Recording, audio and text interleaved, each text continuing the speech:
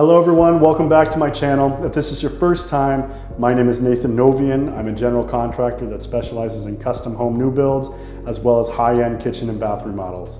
You joined us on a great day. Truly is one of my favorites because we're going to be taking you through the process of how to sand and refinish your hardwood floors.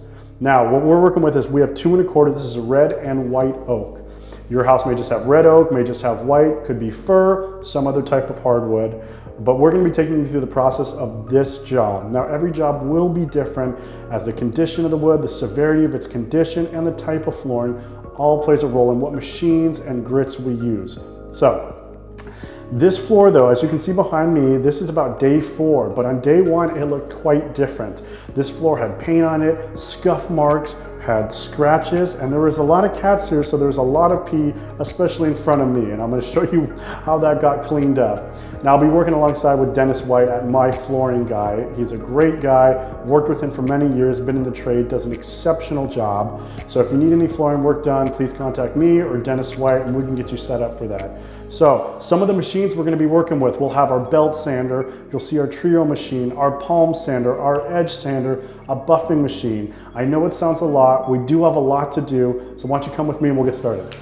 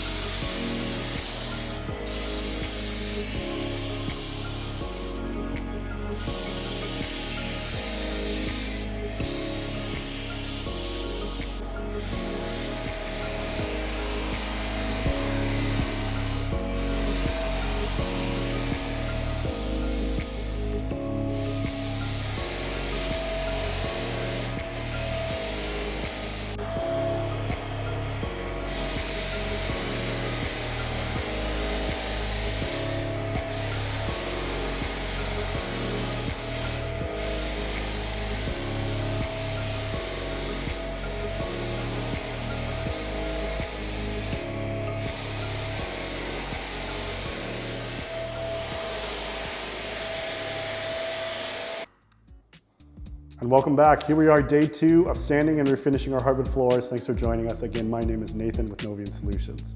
So, a quick recap of where we left off yesterday. Well, we started off our day by removing everything off the floor, whether it was tables, couches, rugs, beds, anything that would obstruct us from sanding. But before we started sanding, we did go ahead, and this is a crucial step, we masked off. Mask off areas you don't want any dust going, whether it's an air return, vent, kitchen, bathroom. Take the time and mask off those areas. Thankfully, we do use an industrial sized vacuum that hooks up to all of our sanders, so we really are dust free, but it's still good practice and we do go ahead and mask off those areas. The third thing we did is we went to the baseboards and started removing them. A great tip is when I remove baseboards, if I start in the corner over there, I'm going to take it off, flip it over, and put the number 1. The next piece, 2, 3, 4, 5, 6, etc. as I go down the line. This saves me so much time when I have to come back and put the baseboard on. I'm not having to measure a wall, measure my baseboard, guess where it goes, do a bunch of dry fitting. It's a lot of unnecessary time wasted. So it's good practice and be efficient in that way. Finally, we then ripped out our sanders and we started off with that belt sander at a 36. Now that 36, as you saw, takes that top layer right off. It's very coarse.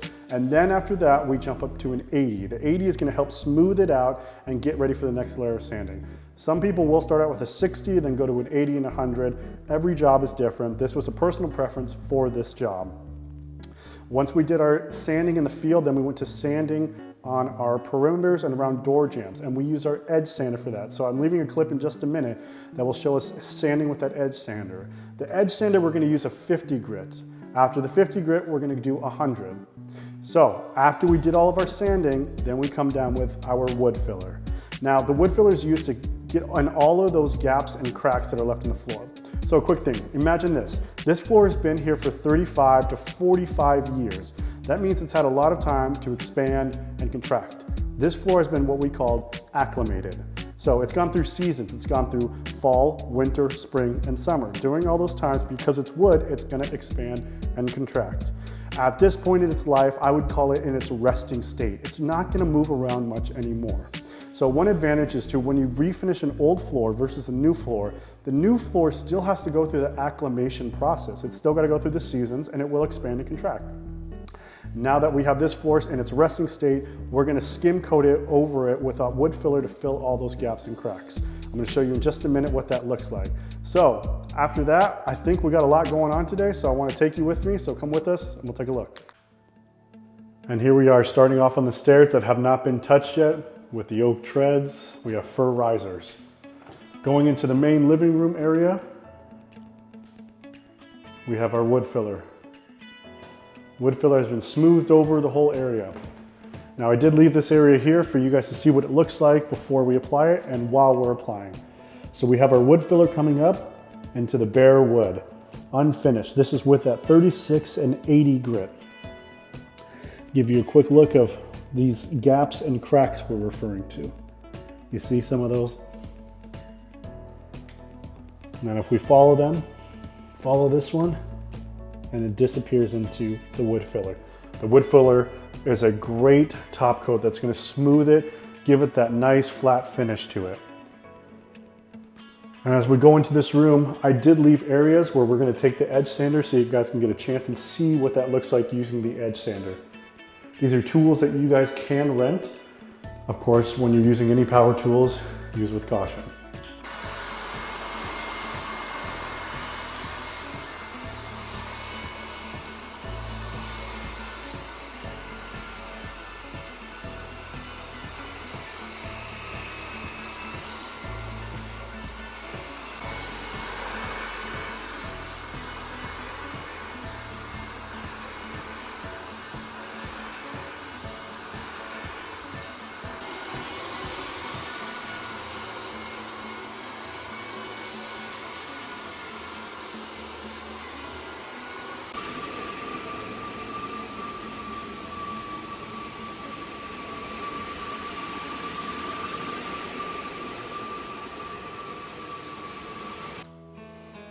And here we are, day 3 of sanding and refinishing the hardwood floor. Again, my name is Nathan with Novian Solutions. Welcome back, thanks for joining us. Yesterday we started off the day with the floor behind us, the living room. We had it skim coated with the wood filler. We then went into the hallway where we didn't have any wood filler, it was just the bare wood. The reason for that is to give you a chance to see all those gaps and cracks we're talking about. We also saw that along some of the door jambs and some of the edges, we have to still edge and get that sanding down. That's when we took our edge sander with a 50 grit. At that point, we were ready to put down the rest of the wood filler everywhere. Now, do you have to skim coat every time you do a job like this? No, you can do spot filling, which is where you just go around and get the areas that you need to. Personally, on this job, and every job is different, I chose to do a skim coat. It's inexpensive, I can do it very quickly, and I think that the end result comes out much more. It's fantastic that everything is flushed, all the gaps and cracks are filled. So, today, now we are going to be taking off that top layer. So we're going to start with our edge sander and we're going to do that at 100 grit. Now, because we're going up in the grit, we are going to say goodbye to our big belt sander. It's done an amazing job. Some people will still prefer to use this belt sander with 100 grit. Absolutely acceptable. I find for myself, I get better results when I use this machine. This is called a trio machine. And underneath it, it's got 3 separate discs. So it's like a very giant, expensive orbital sander. And I'm going to use that in the field with 60 grit to get rid of that wood filler and 100 grit to come in and start smoothing it out. So we have 100 with our edge sander, we'll have 60 and 100 with our trio machine. That just leaves one area, the inside corners. Because these are rounded, both the edge sander and the trio machine, I can't get all the way into my inside corner. So how do we get the inside corner? There's several ways to do it. One way is you have a multi-tool and they have the attachments. So it's a triangular piece of sandpaper that does a great job of getting in there. You can use a palm sander that's non-orbital and it's a square shaped and get in there and do it as well. The option that I'm going to be using is scraping it. Now it's kind of like a paint scraper, and I'll show you a clip in a minute of what that looks like.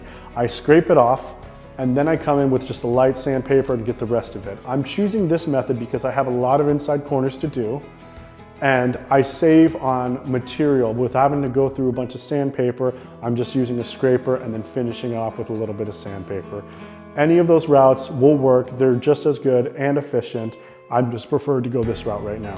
So I'm going to take you through the process of using this trio machine, getting the rest of that wood filler up. It's going to be a great day, and then tomorrow we'll look into some buffing. So come with me and we'll take a look.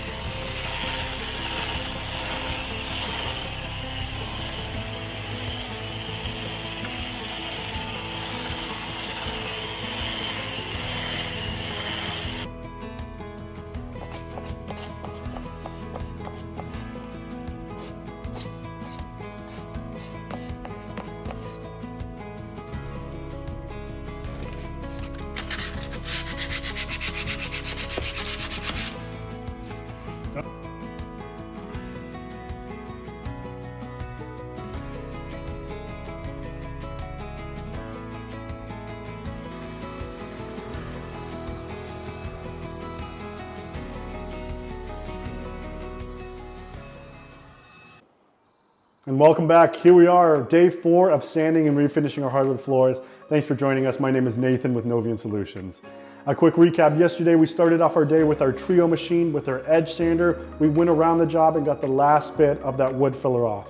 We then went over to our inside corners, we scraped it out and gave it a quick little sand. And here we are going to buff the floor and then apply our stain. All that hard work, all that belt sanding, all that edging has finally led us to this point. Now, before we apply our stain, we do want to do a little bit of buffing, and we're going to use a 120 grit.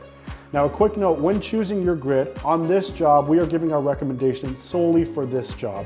Every job will be different. The flooring you use is going to be different. If you'd like some more information, visit NWFA. That's the National Wood Flooring Association. They can help you get up in choosing the correct grit for your job. So we are going to use our 120 grit, and then we're going to polish it off with a macaroon pad. After that, make sure you vacuum, a very important step, tack down, get all that dust, and then we're ready to apply our stain.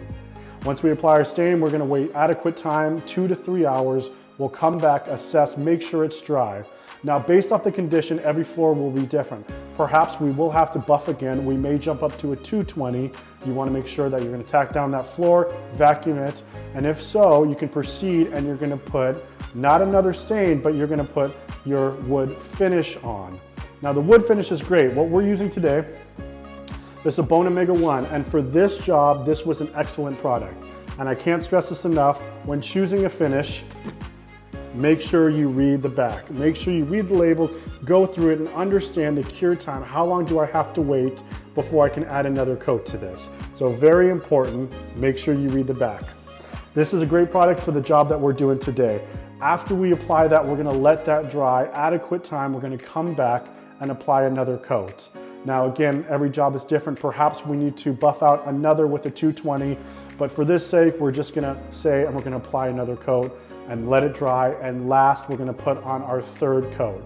Now the finish is crucial because it does protect from things like UV light and when you have rugs on the floor. So you want to make sure you're following the instructions and you are applying a wood finish to your floor. So we have a lot to do today. Why don't you come with me and we'll get this going.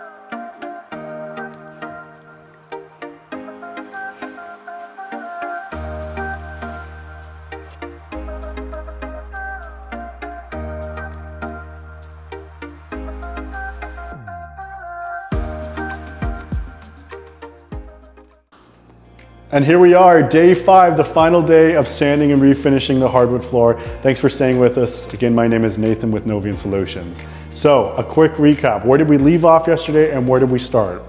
We started off our day with the buffing the floor at that 120 grit. Right after we buffed it, we went ahead and vacuumed the floor. Now remember, vacuum, don't sweep. After that, we were able to apply our stain. Now once we applied our stain, we had to wait adequate time for it to dry, 2 to 3 hours in this case. After that, we came back and applied our wood finish. That's that Bono Mega 1 product that we were using. After that dried, we came and put our second coat on. Now, this is what we call a hot coat. A hot coat is where you wait less than 24 hours and there's no buffing or vacuuming in between that. Now, all floors will be different. In this case, we were able to just come in and put our second coat on. That leaves us here, day 5. Now, what's next for us? The next thing we're gonna do is put our baseboards on behind us. Now, some people will prefer to put their baseboards on after the job. In this case, because we're selling the house and the flooring is the last thing I wanna do, I'm gonna go ahead and put the baseboards on, which makes a little bit of dust. I'm gonna be walking in and out of the house. I gotta shoot on the baseboards, caulk them, put some putty on. It's gonna create a little bit of dust. I'd rather do that now than on the final product. So once I put my baseboards down, the next step is buffing the floor. We're gonna buff with a 220 grit. Right after we do that, we're gonna go to a maroon pad, which polishes the floor. After we do that, we're gonna vacuum. And the last thing before we apply our third coat of finish is we're gonna tack it down. You take a damp rag, go over the area to get any of that last bit of dust. Then we apply our third coat of finish. At that point, we have successfully finished sanding and refinishing our hardwood floors. So we have a lot to do today. Come with me and we'll get this done.